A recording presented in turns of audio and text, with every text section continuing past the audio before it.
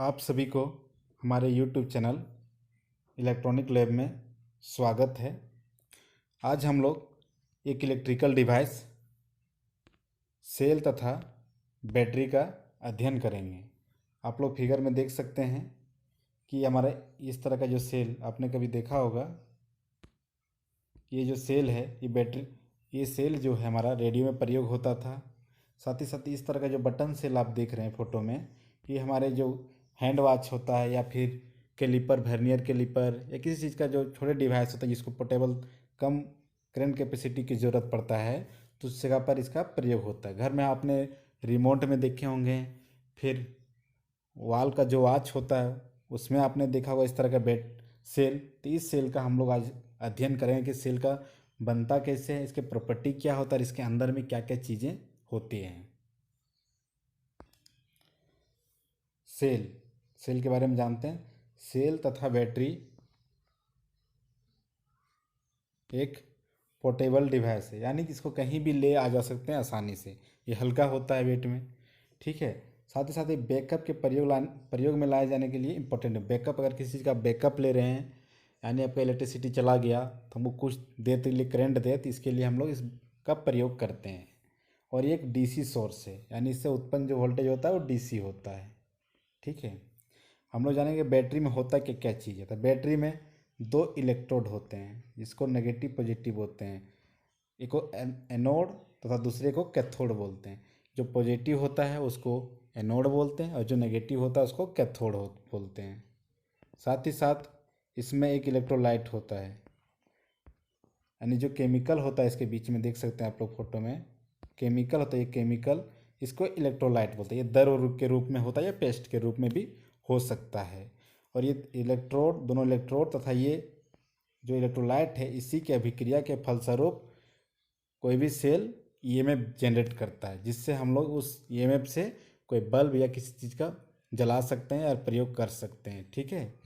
तो ये आपस में रिएक्शन जो तीनों करते हैं, इससे हम लोग को ईएमएफ जनरेट होता है। सबसे पहले हम लोग जानते हैं ईएमएफ होता क्या है।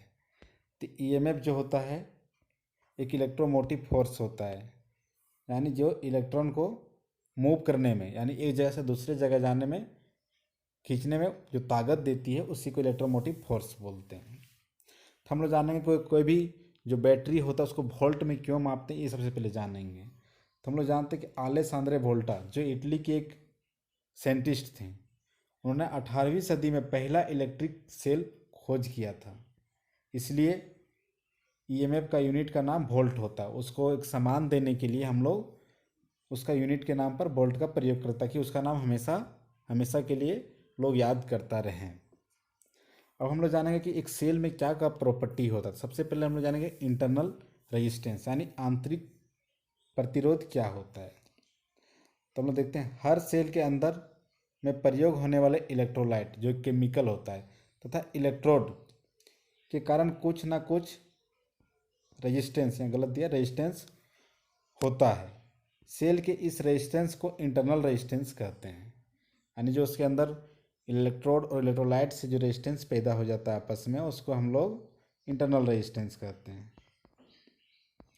अब जिस सेल का इंटरनल रेजिस्टेंस जितना कम होगा, यानी आर जितना कम होगा, उस सेल का करंट देने की कैपेसिटी उतना ही अधिक होगा। उसका क्या मतलब, कैपेसिटी यानी सी उतना ही अधिक होगा। आर अगर बढ़ेगा तो करंट जो कैपेसिटी है वो घट जाएगा, पावर यानी घट जाएगा, ठीक है। साथ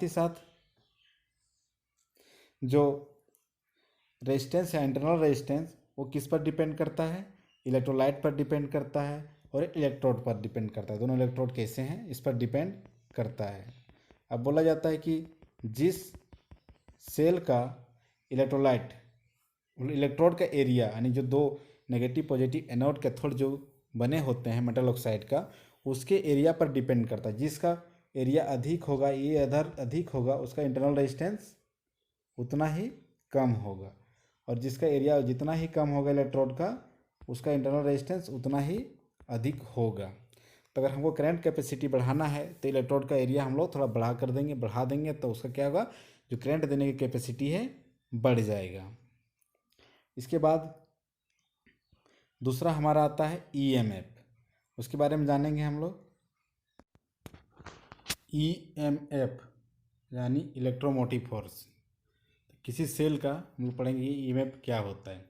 प्राय विभिन्न सेल में ईएमएफ 0.8 वोल्ट से लेकर 3.7 वोल्ट होता है। यदि इस ईएमएफ से अधिक की आवश्यकता होती है तो बहुत सारे सेल को आपस में सीरीज में जोड़कर भी बढ़ाया जा सकता है। किसी भी सेल का यह ईएमएफ उस सेल में प्रयोग होने वाले इलेक्ट्रोड तथा इलेक्ट्रोलाइट पर निर्भर करता है। यानी हम जो सेल बना रहे हैं इस तरह का ट्यूब में, जहाँ पर इलेक्ट्रोलाइट डालते हैं, 2 इलेक्ट्रोड डालते हैं, इसका क्या प्रॉपर्टी है और क्या इसका रिएक्शन होता है, उसी के आधार पर सेल का ईएमएफ बनता है। तो विभिन्न सेल का ईएमएफ अलग अलग तरह का होता है। जैसे अभी हम बताएं कि दिखाया कि 0.8 से लेकर 3.7 तक मैक्सिमम किसी भी सेल का ईएमएफ होता है। इससे कम और इससे अधिक अभी तक नहीं बनाया गया है। आगे हम लोग देखेंगे एम्पियर आवर कैपेसिटी, यानी करंट देने की क्षमता किसी बैटरी में क्या है। तो किसी बैटरी का एम्पियर आवर कैपेसिटी उससे करंट देने की क्षमता को दर्शाता है, यानी कितना करंट दे सके। साधारण तौर पर अच्छे सेल या बैटरी एम्पियर आवर कैपेसिटी दिया रहता है, यानी जो भी हम नया बैटरी या कुछ खरीद रहे हैं तो उसमें एम्पियर आवर कैपेसिटी लिखा रहता है, ठीक है। यह दर्शाता है कि डिस्चार्ज होने से पहले 1 घंटा में कितना एम्पियर करंट कोई बैटरी या सेल दे सकता है, यानी एच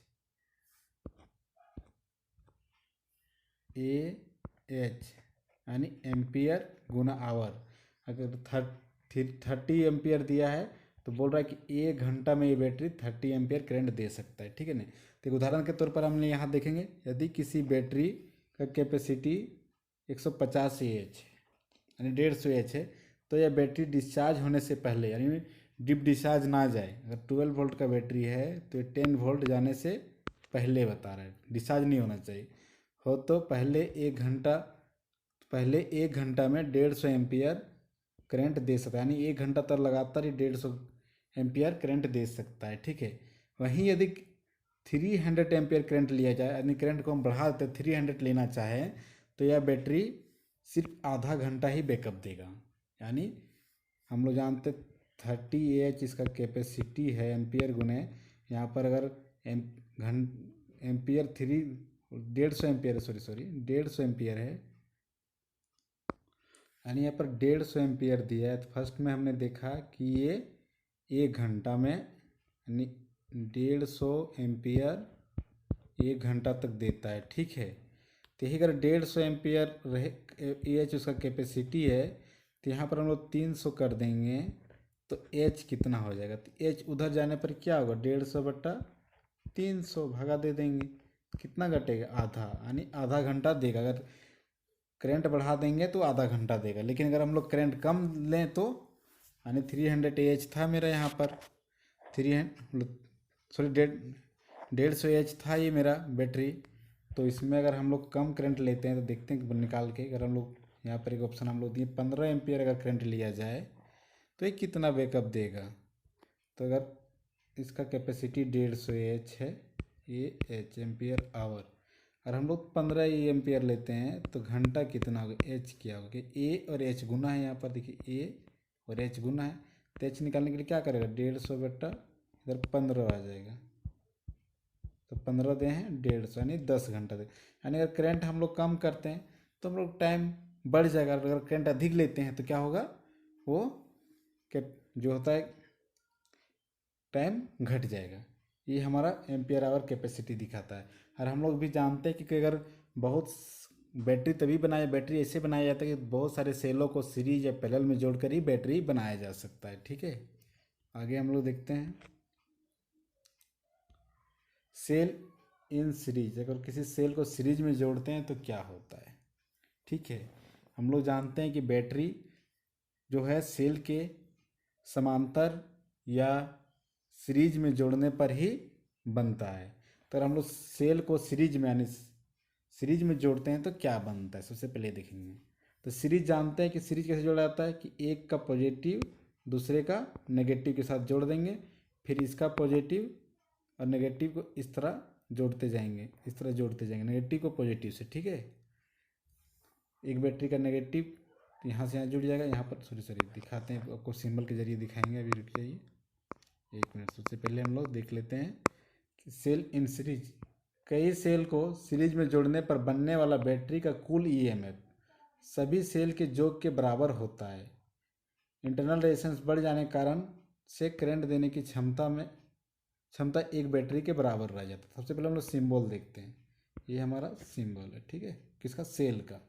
और बैटरी का क्या होता है, देखिए यहाँ पर इतना दूर एक बैटरी है, बोले एक सेल है, इतना दूर एक सेल है, तो आपस में जोड़ दिए तो क्या बन गया, ये बैटरी, ठीक है। इस तरह बैटरी का सिंबल है, ठीक है।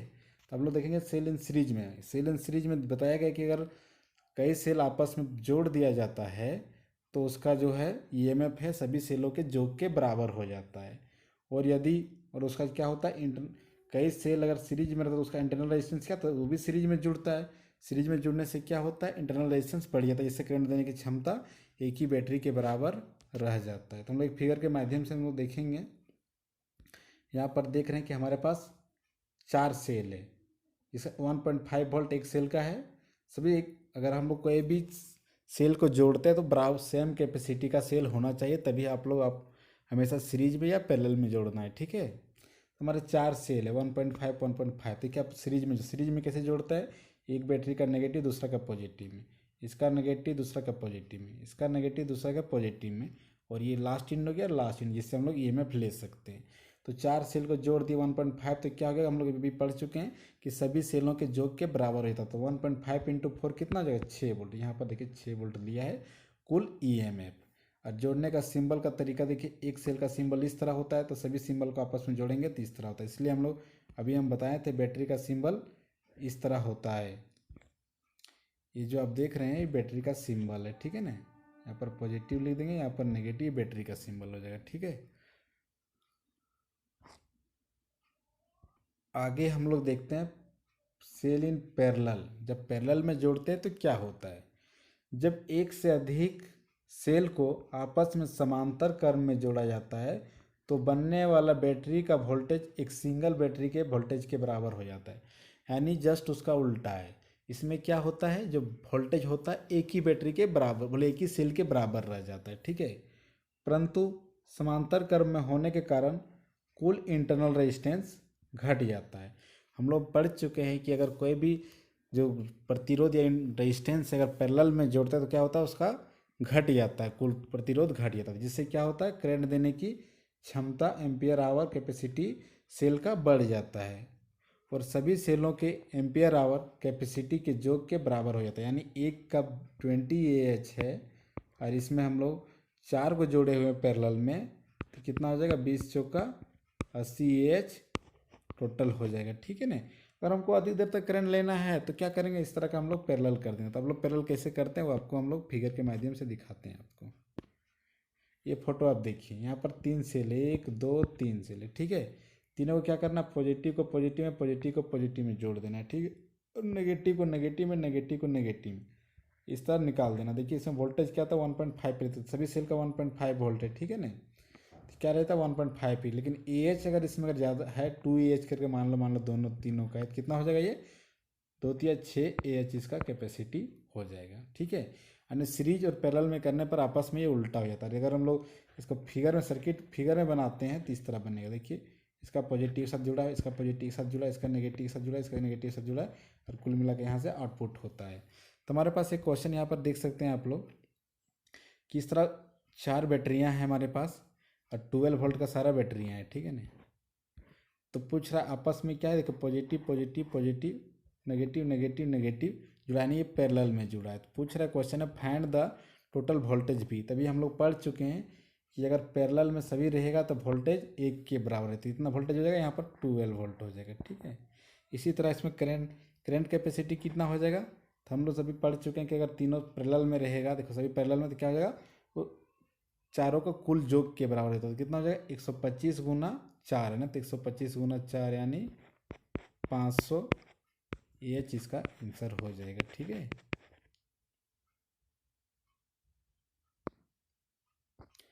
हम लोगों ने इसमें देख लिया कि बैटरी बनाया कैसे जाता है। हम लोग देखा कि कई सेल को सीरीज या पैरेलल में जोड़कर बैटरी बनाते हैं। ठीक है, यानी कहा जाए कि जो बैटरी होता है कई सेलों का आपस में जोड़ का फलस्वरूप ही बनता है। आगे हम लोग देखेंगे सेल के कितने प्रकार होते हैं। ठीक है ना, कितने टाइप्स होते हैं, किस तरह का सेल पहले बनाया गया, अभी किस तरह का सेल है। ठीक है ना, तो हम लोग ये करके देखते हैं। Types of cell. सेल को साधारणतः दो भागों में बांटा गया है। पहला प्राइमरी सेल, दूसरा सेकेंडरी सेल। तो सबसे पहले हम लोग जानेंगे कि प्राइमरी सेल है क्या। तो प्राइमरी सेल या वैसे सेल है जिन्हें उत्पादन के बाद सीधे ही उपयोग में लाया जाता है और एक बार डिस्चार्ज हो जाने के बाद दोबारा चार्ज नहीं किया जा सकता है। इस तरह के सेल को प्राइमरी सेल कहते हैं। यानी जैसे ये बनता है इसको सीधे हम लोग उपयोग में ला सकते हैं और दोबारा इसे चार्ज करके हम लोग प्रयोग नहीं कर सकते हैं। यानी एक बार यूज हुआ उसके बाद इसको फेंकना ही पड़ता है। इस तरह का सेल को हम लोग प्राइमरी सेल कहते हैं। जैसे silver dioxide cell, mercury oxide cell, carbon zinc cell, button cell, Leclanché cell इत्यादि। इस तरह के सेल को हम लोग प्राइमरी सेल कहते हैं। अब दूसरा हमारा है सेकेंडरी सेल। सेकेंडरी सेल वैसे सेल जिन्हें उत्पादन के बाद इस्तेमाल में लाने से पहले चार्ज करना पड़ता है तथा डिस्चार्ज के बाद दोबारा उसे चार्ज कर सकते हैं, सेकेंडरी सेल कहलाता है। यानी जैसे ही कंपनी में बनता है इसको सबसे पहले चार्ज करना पड़ता है, फिर इसको हम लोग उपयोग करते हैं और उपयोग करने के बाद ये डिस्चार्ज हो जाता है तो ना इसको हम लोग चार्ज कर सकते हैं। यानी इसको बार बार हम लोग इस्तेमाल कर सकते हैं, इसको एक बार यूज एंड थ्रो नहीं कर सकते, इसको चार्ज करके दोबारा हम लोग प्रयोग कर सकते हैं। इस तरह को सेल को हम लोग सेकेंडरी सेल कहते हैं। जैसे lead acid cell, nickel cadmium cell, lithium ion cell. Lead acid cell जैसे हम लोग बड़े बड़े गाड़ियों या इन्वर्टर में जो प्रयोग होता है वो लेड एसिड सेल होता है। दूसरा लिथियम आयन सेल जो हमारा मोबाइल में लगा हुआ सेल है, जो बैटरी है वो क्या है, लिथियम आयन सेल है। तो इन सभी सेलों का डिटेल हम लोग अगले वीडियो में देखेंगे। साथ ही साथ बैटरी के बारे में भी जानेंगे और इन सेलों का बनाया कैसे जाता है इसके बारे में हम लोग एक एक करके अध्ययन करेंगे। जय हिंद दोस्तों। साथ ही साथ अगर आप मेरे चैनल को सब्सक्राइब नहीं किए हैं तो सब्सक्राइब कर लें, क्योंकि हम इस तरह का वीडियो आपको हमेशा देते रहेंगे।